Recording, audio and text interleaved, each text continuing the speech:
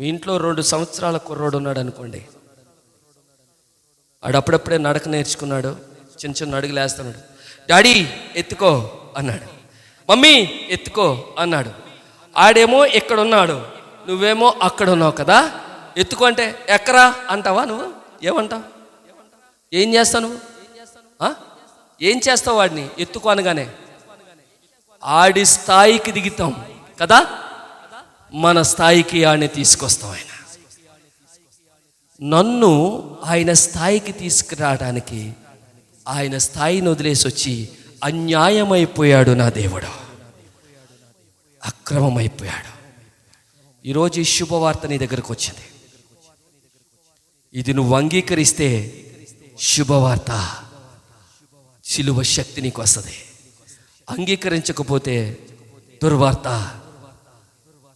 వెర్రితనం అయిపోద్ది నీకు.